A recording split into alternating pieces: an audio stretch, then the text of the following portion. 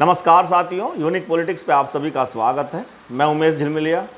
साथियों, आज मैं बात करने वाला हूं मुसलमानों के भविष्य को लेकर के। उत्तर प्रदेश में लगभग 20% मुस्लिम समाज के लोग रहते हैं और इस 24 के चुनाव में मात्र 4 सांसद संसद में पहुंच पाए, जिसमें से एक कांग्रेस का, 3 समाजवादी पार्टी से हैं। कांग्रेस से इमरान मसूद सहारनपुर से जो जीते, गाजीपुर से जीते, संभल से और कैराना से, ये 4 सांसद, मुस्लिम सांसद संसद तक पहुंच पाए। लेकिन आबादी इतनी बड़ी है, 20% लगभग इनकी आबादी उत्तर प्रदेश के अंदर है, फिर भी 4 ही सांसद ये जिता पाए। तो मुसलमान अपने सांसदों को घटा रहा है। पहले सांसद ज़्यादा थे लेकिन अब कम होते जा रहे हैं। इसकी वजह क्या है? गलती शायद मुसलमान ही तो नहीं कर रहा। अगर मुस्लिम समाज के सांसद कहीं से जीतते हैं तो उसका सबसे बड़ा कारण होता है कि दलित और मुस्लिम का गठजोड़ हो जाता है और कुछ सीटें पिछड़े समाज के लोगों की मिल जाती है, तो वहाँ पे आसानी से वो जीत जाते हैं।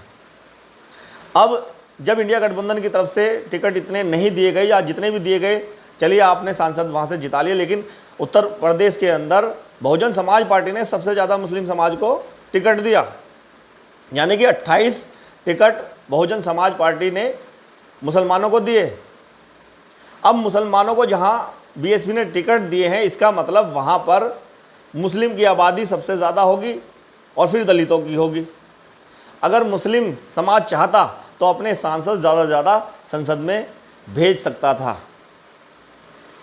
क्योंकि जहां जहां टिकट दिए गए वहां अगर मुस्लिम एक साथ हो जाता, जहां मुसलमान सांसद थे और दलित वहां मिल जाता, तो वहां के जो सांसद थे वो ज़रूर जीतते।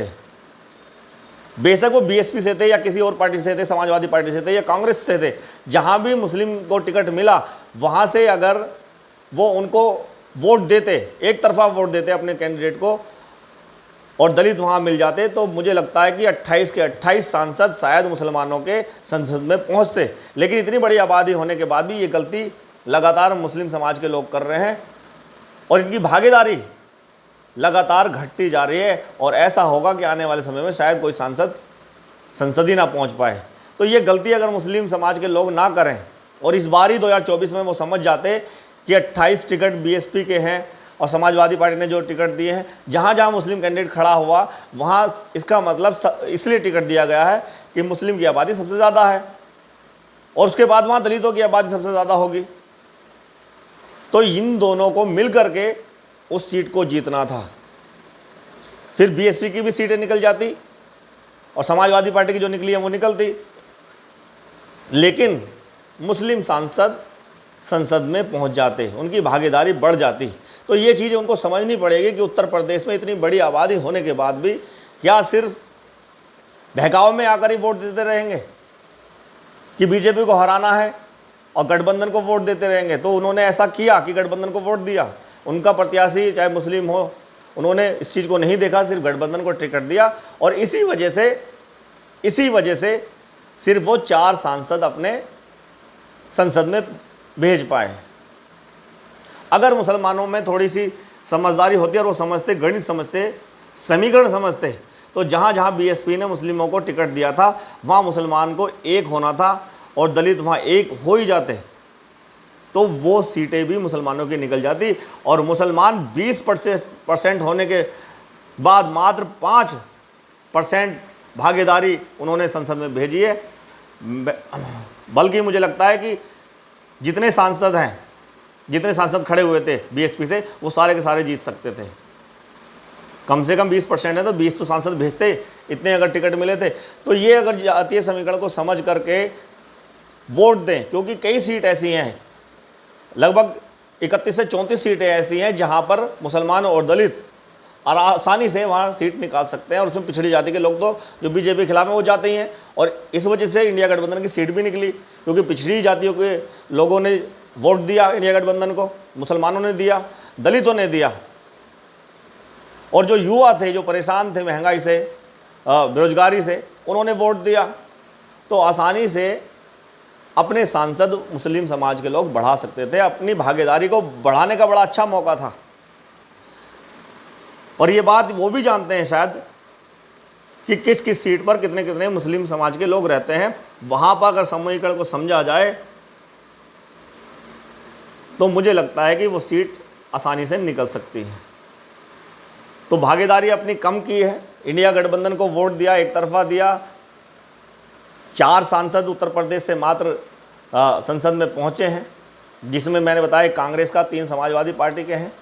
लेकिन अगर वो समीकरण को समझ करके वोट देते और मुस्लिम प्रत्याशी को जिताने की कोशिश करते, अपने कैंडिडेट को जिताने की कोशिश करते, तो मुझे लगता है कि ज़्यादा सांसद वो संसद में भेज सकते थे। और फिर जब उनकी भागीदारी ज़्यादा होती तो उन पे जो अन्याय होते हैं, जो जुल्म होते हैं, उनके खिलाफ वो शायद लड़ सकते। तो अगर अब अन्याय की बात करते हैं कि मुसलमानों पर अन्याय हो रहा है, तो अपनी भागीदारी भी तो बढ़ानी पड़ेगी। संसद में आवाज़ उठाने के लिए तो आपके लोग चाहिए। तो इस बात को कौन समझेगा? इस बात को तो आपको ही समझना पड़ेगा। ये मुसलमानों के लिए मैं वीडियो इसलिए बना रहा हूँ कि उनको हर सीट का समीकरण पता होना चाहिए, कितनी उनकी जनसंख्या है और किसके साथ हम मिल करके सीट जीत सकते हैं। अगर 4 कैंडिडेट भी जीते हैं, चाहे वो समाजवादी पार्टी से या कांग्रेस से हों, वो 4 प्रत्याशी भी जीते हैं, तो वो यादव की वोट से, पिछड़ों की वोट से नहीं जीते, वो मुसलमानों और दलितों की वोट से जीते हैं, वरना वो भी नहीं जीतते। तो इस बात को आप जानते हैं कि जहाँ जहाँ दलित समाज के लोग ज़्यादा हैं, मुस्लिम समाज के लोग ज़्यादा हैं, वहाँ पर इन दोनों का गठजोड़ होगा तो वो आसानी से सीट निकाल सकते हैं। तो बीएसपी के 28 सीटों में से अगर इस तरह से ही समीकरण बैठाकर वोट दिया जाता तो मुझे लगता है कि आसानी से आपके सांसद ज़्यादा संसद में पहुंच जाते और आपकी आवाज़ संसद में उठाने के लिए आपके चुने हुए सांसद आपकी तरफ से आपके लिए लड़ाई करते, संघर्ष करते, वो ज़्यादा अच्छा होता। जितनी भागीदारी जिसकी रहेगी वो अपने समाज के लिए मुझे लगता है कि आवाज़ उठा सकता है। दलितों के बारे में आप सभी जानते हैं कि दलित कांग्रेस से भी हैं, समाजवादी पार्टी से भी हैं, वो बटे हुए हैं। वैसे लगभग 2024 के चुनाव में मुसलमान 24 सांसद संसद में पहुंचे हैं, उत्तर प्रदेश से 4 पहुंचे हैं, जिसमें से 21 इंडिया गठबंधन से हैं। लेकिन मुझे लगता है कि उत्तर प्रदेश में अगर थोड़ा समीकरण को समझें और मुस्लिम समाज के लोग अपने सांसद अगर संसद में ज़्यादा पहुंचाना चाहते हैं तो उनको इस बात को समझना पड़ेगा। पार्टियां आपका सिर्फ इस्तेमाल करती रहें, कम से कम आप भी इस्तेमाल करना जानो, अपने लोगों को संसद में भेजना जानो कि कैसे हमें भेजना है, चाहे किसी और पार्टी से चाहे उस पार्टी से। अपना प्रतिनिधित्व करने के लिए कोई ना कोई तो आपका सांसद होना चाहिए लोकसभा में, और ज़्यादा से ज़्यादा होना चाहिए। जितने जनसंख्या है कम से कम उतनी तो होने चाहिए। उसके 50% भी हो जाए तो ठीक है, लेकिन नहीं है ऐसा। कोई बात नहीं, उत्तर प्रदेश में मुसलमानों की आबादी 20% है और मुझे लगता है कि मेरी वीडियो देखने के बाद शायद उनको लगेगा कि हाँ, जहाँ जहाँ मुस्लिम कैंडिडेट थे, चाहे बीएसपी की तरफ से थे चाहे कहीं और की तरफ से थे, तो वहाँ का समीकरण क्या है, तो वहाँ दलित मुस्लिम एक साथ होकर आराम से सांसद बना सकते हैं। चलिए, बहुत बहुत धन्यवाद, नमस्कार।